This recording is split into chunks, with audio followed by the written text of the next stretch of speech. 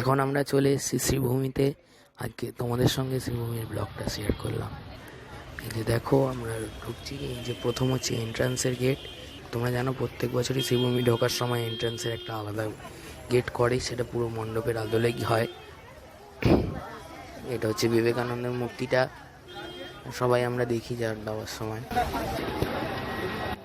আর এই রাস্তার দুধারে যে লাইটের কাজ, এগুলো মানে জাস্ট অসাধারণ, কোনো কিছু বলার নেই। আর মণ্ডপ তোমরা দেখতে পাচ্ছ, এবার শ্রীভূমি আমাদের খুবই সুন্দর মণ্ডপ উপহার দিয়েছে। সম্পূর্ণ তিরুপতি বালাজি মন্দিরের আদলে তাদের এবার মণ্ডপ সেজে উঠেছে।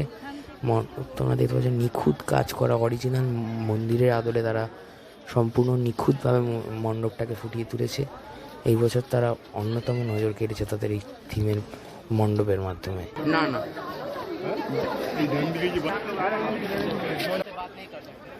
মন্দিরেরটা যে আমাদের দেখছি, তার দু সাইডেই দেখবে তোমরা দুটো বালাজির মূর্তি বা থিমের আদলে তারা ফুটিয়ে তুলেছে।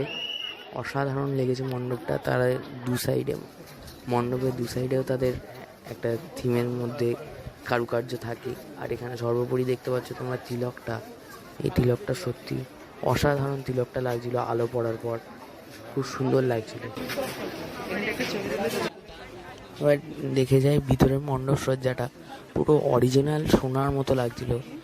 কাজটা পুরোটাই সোলার, তার মধ্যে রং করা, অসাধারণ লাগছিল। তার মধ্যে ঝাড়টাও খুব সুন্দর, অসাধারণ ভিতরে কারুকার্য, পুরো সোনার মতো কাজ করা।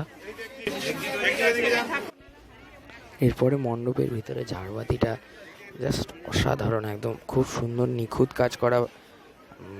তার মধ্যে প্রতিমা জ্বলজ্বল করে উঠেছে, অসাধারণ আলোর কাজ। এরপর আসি প্রতিমাতে। প্রতিমা পুরো স্বর্ণ অলঙ্কারে মা ভূষিতা।